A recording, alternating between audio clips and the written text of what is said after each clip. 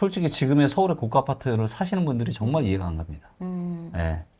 거의 뭐 지금 탐욕의 끝자락인 거죠, 지금 사람들이. 그래서 이것만 보면은 역사상 최고의 지금 공급 절벽이 지금 서울에 지금 기다리고 있어요. 그러니까 모르겠네요, 그러면. 맞아요. 자, 그런데 진실은 뭐냐? 이 데이터를 보여드릴게요.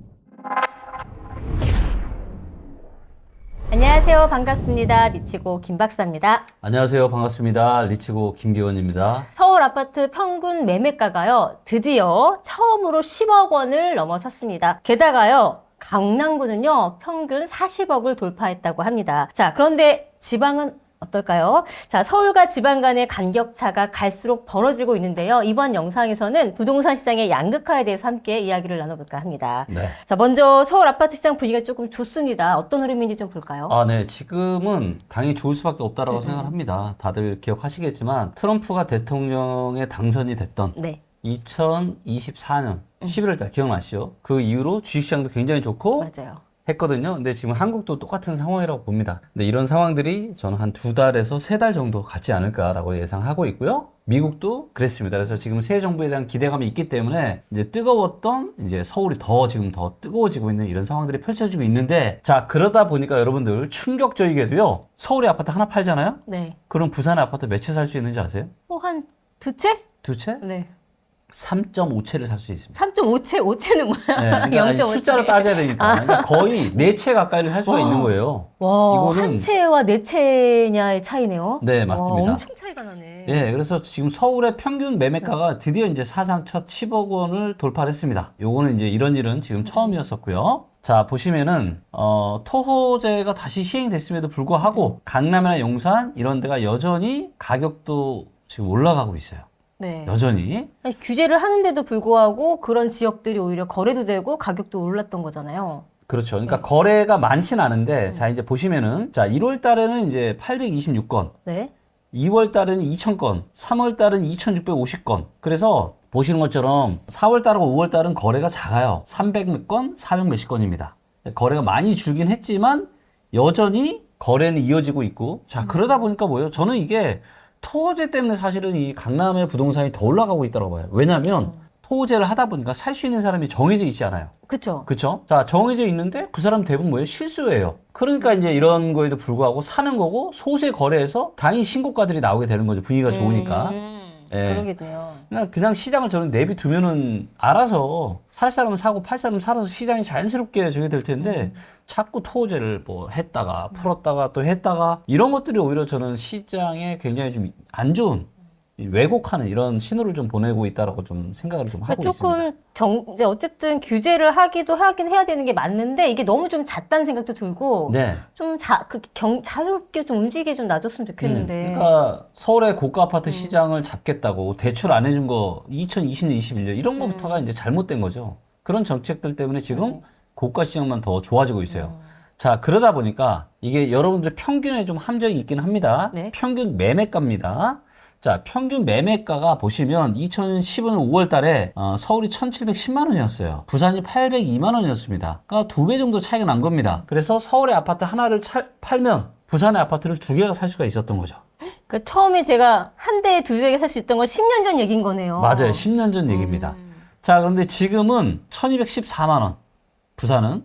그리고 서울은 4,250만 원. 3.5배 차이가 납니다. 근데 이거는 여러분들 다시 말씀드리지만 이제 강남에 있는 신고가 치고 막 이런 것들이 다 포함되어 있는 것들이기 때문에 네. 그런 부분을 좀 감안하셔야 되고요. 자, 그럼에도 불구하고 서울을 10억짜리 이 부산에 그러면은 3분의 1, 3.5면요. 2.9억 정도 됩니다. 네. 3억이 안 돼요. 이걸 세 채 살 수 있는 거 이제. 세 채 사시겠어요? 아니면 서울에 사시겠어요, 대표님은? 저는 개인적으로 제가 부산을 굉장히 좋아하거든요. 네.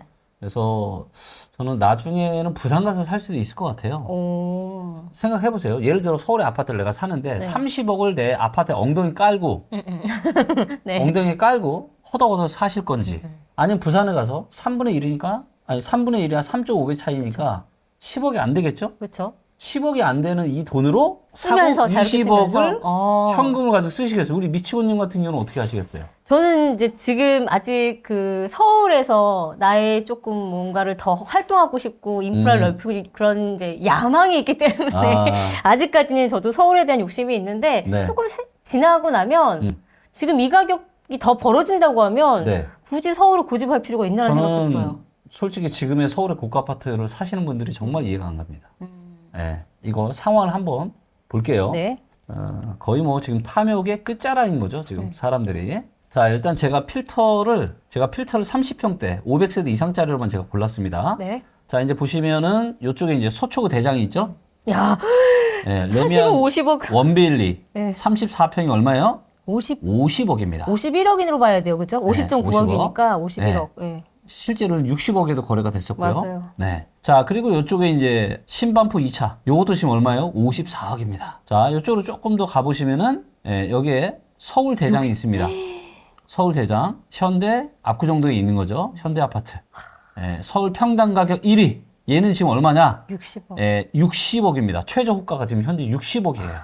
자, 보셨죠? 자, 그래서 웬만한 지금 옥수동 대장주 지금 24억입니다. 자, 이런 상황이에요. 50억, 60억입니다. 대장 아파트들은 30평대가. 자, 그럼 부산으로 한번 가볼게요.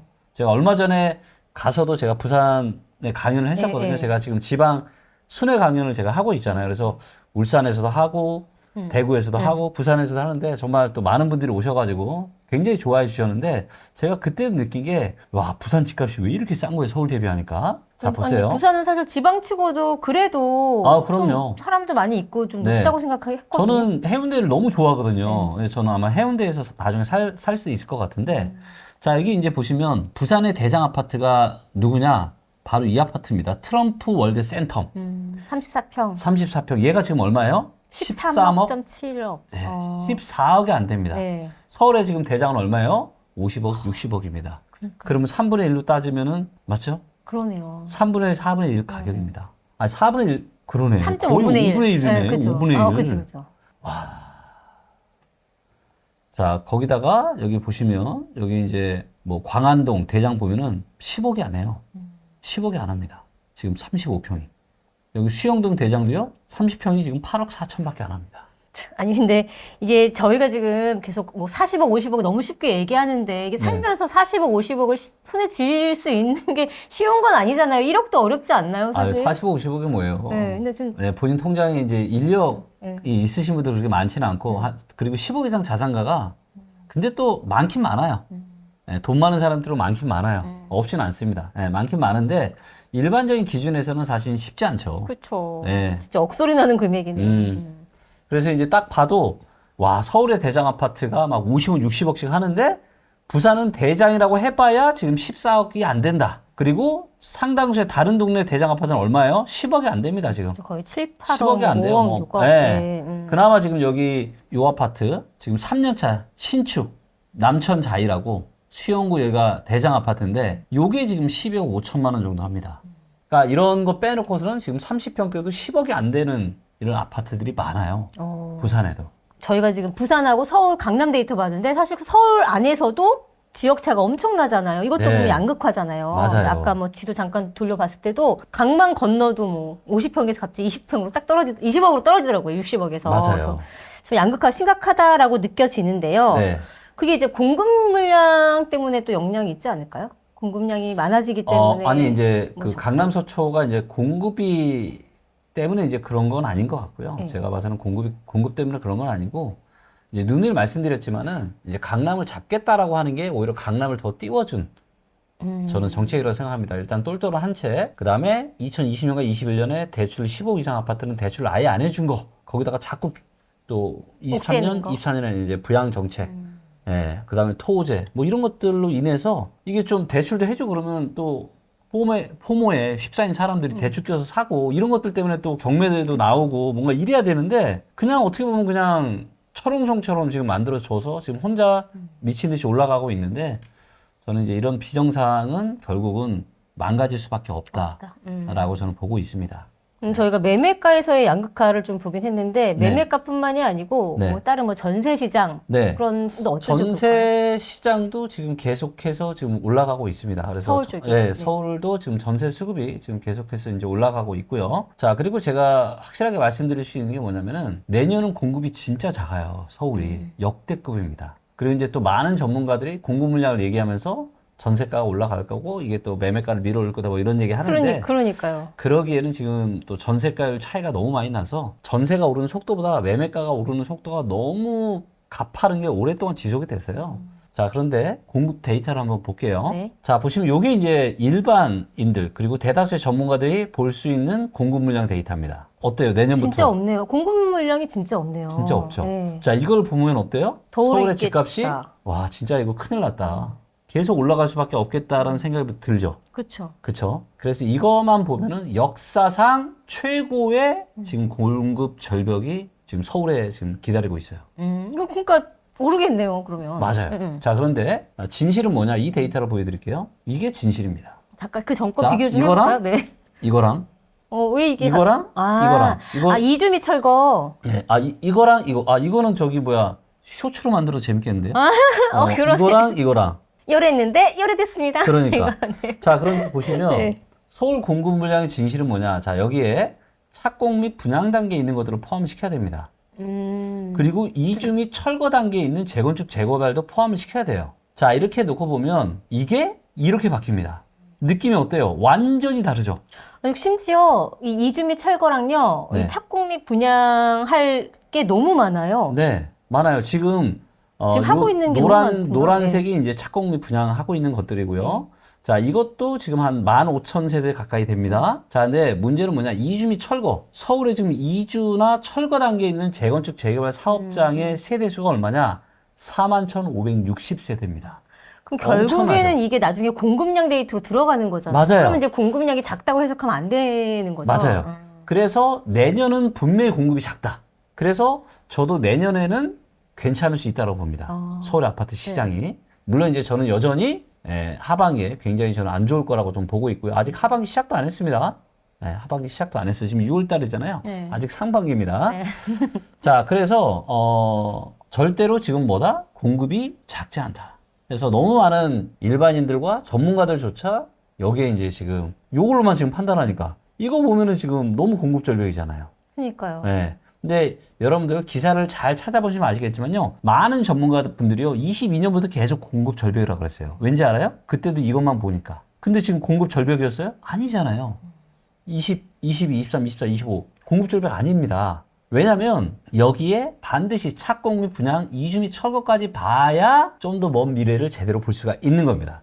그러니까요. 이게 좀 약간 배신감 든다. 이 그래프를 보니까. 네, 그러니까 사실 네. 이 공급 물량 데이터를 가지고 사람들한테 지금 서울에 엄청난 공급 절벽이 오니까 네. 이렇게 가스라이팅 하는 거는 정말 이거는 저는 전문가로서는 절대 해서는 안 되는 굉장히 위험한 행동이라고 좀 보고 있고, 근데 많은 분들이 이것만 보니까 저는 서울에 지금 아파트 가격이 계속 이렇게 올라가는 이유 중에 하나도 네. 공급을 지금 제대로 못 보니까 그러지 않나라는 생각이 좀 듭니다. 뭐 서울이니까 당연히 오른다라는 생각도 있었지만 저 역시도 계속 공급 부족, 땅이 그 서울 안에 한정된 곳에 넣을 공급이 없다는 게 원인 중에 하나라고 생각했는데 지금 네. 보니까 조금 공급량 데이터에 오류가 있었던 것 같긴 맞습니다. 해요. 네.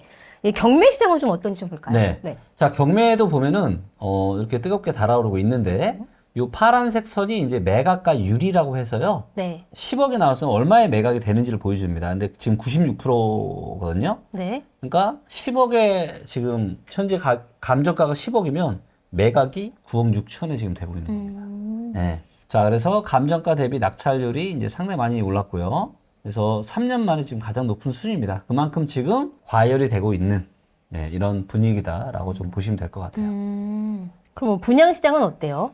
네, 분양 같은 경우도 지금 여전히 시장이 좋다 보니까 뭐예요? 괜찮죠. 네, 그래서 고분양가에 지금 일부 지역만 지금 뜨겁습니다. 그래서, 인기 지역들. 네, 그래서 서울이나 일부 지역은 좀 괜찮지만 지방은 지금 분양 미달이 계속 되고 있어요. 시장이 안 좋으니까. 그래서 악성 미분양으로 불리는 이런 중공업 미분양 이런 것들이 지방에 굉장히 많고요. 부산의 미분양 주택은 23년 말 대비해가지고 57%나 증가했습니다. 그러니까 부산이 정말 많이 증가를 한 거죠. 네. 그리고 전국의 악성 미분양은 14년 만에 거의, 그러니까 금융위기 이후로 지금 사상 최대치라고 보시면 됩니다. 그리고 그 물량의 80%가 지금 지방에 있는 거죠. 얘기를 하면 할수록 서울은 계속 긍정적인 데이터가 많은데 반대로 지방 쪽은 지금 부정적인 지금 현상에 대한 데이터가 많잖아요. 네. 지금의 양극화가 좀 네. 10년 전에 훨씬 차이가 났는데 네.